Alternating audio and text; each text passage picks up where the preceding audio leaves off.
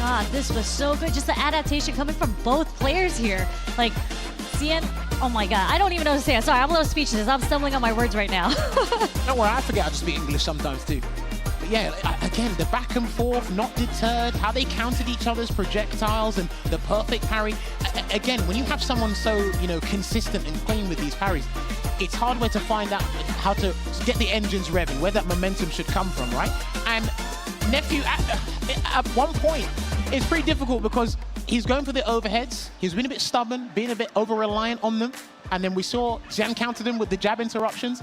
Then afterwards, he just switched out completely, Sherry. Yeah.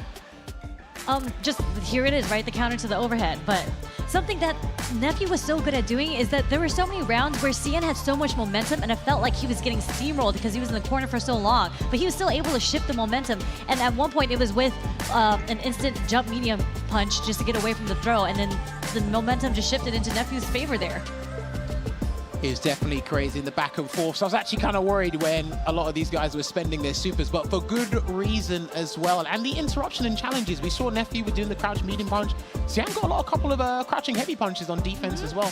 But then there was a couple of times where Xian put in all this effort to put Nephew in the corner, but he was low on drive gauge. He was about to burn himself out, not on his own volition at times. So he kind of had to sacrifice all the hard work he did to kind of allow Nephew to breathe, and allowing someone to breathe is not a good thing to do in this game. Yeah, definitely not. And we saw how there was that one round where Nephew was in the corner, but because he was able to get his low fireball out, he was able to walk Xian all the way back to almost Xian being in the other corner. So Nephew was amazing at building his space back. He's very good at building his space back, and Juri is a character that monopolizes space. I've been saying this with Ringe. Shout outs to Ringe. She monopolizes space really well, and boy, did we see Nephew take advantage of that. DI, that was brilliant. I don't think, could he have cancelled?